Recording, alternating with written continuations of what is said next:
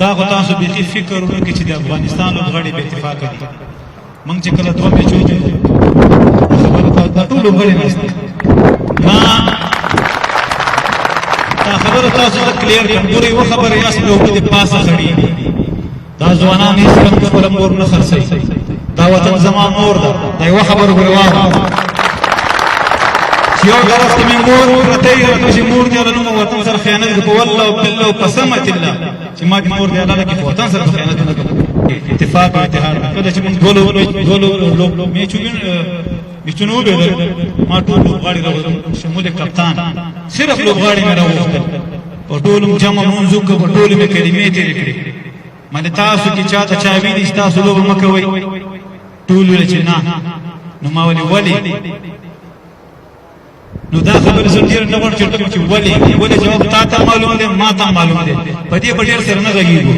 دا لوبډله د افغانستان دپاره لوبېږي. دا نه د احمد دپاره نه د محمود دپاره لوبېږي. دا دومره کامیابیان چې دي دوی صرف د افغانستان دپاره لوبه کوي. په تېره درې میچونو کې خو زه هم نه یم لوبېدلی. داسې خبره خو نه ده. دا شی پکې راځي. موږ بیا هم سترې موږ مې وړي دي کوی کړی مې دی کپتان مې کوی کړی. داسې نه چې ګلبدین زموږ کپتان هغه زموږ دښمن. نه نه نه دا تاسو سوچ او فکر هم نه کوي. دا خبرې به زما اوسه پورې چا که میډیا د خبرې کړي دي تر اوسه پورې نه کوم دا شی نه. بیا به خلک وایي چې والله ګل مرجان یې نه مني.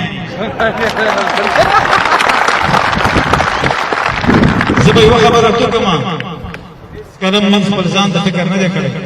موږ ټول مر افغانستان ته فکر کوم کار چې ما سره وشو دا رقم کار په ټوله نړۍ کې چا سره نه دی شوی. ما غږ نه دی کړی. په دې کې به خیر و. زه تاسو ته خبرې ځکه کوم دا ځای د دې ځای نه ده. خو فرید دا خبرې وکړې نو دې جواب لږ ضرور دی. که دا خلک وایي چې ولاسه چل خوسته هېڅ خبره هم نشته په ټیم کې. ټیم ټول یو ټیم ده. ټیم ټول د افغانستان دپاره لوبېږي. هغه نه د راشد خان دپاره لوبېږي نه د اصغر خان دپاره نه د نبي ساخر نه د ګلبدین. هغه ټول د افغانستان دپاره لوبېږي. باقي په کرکټ کې میچ ګټل بایلل دا ستا. ورلډ کپ کې څه واړه ټیمونه نه وو. زه منم چې ویسټ انډیز موږ څلور ځل مات کړی. زه منم سریلانکا موږ مات کړی. زه منم چې بنګلادیش موږ بار بار مات کړی. تاسو هېڅ دا تشویش ونه کړئ. هېڅ تشویش ونه کړئ چې دا لوبډله به یو شخص دپاره یا ګروپبندي دا هېڅ قسم نشته.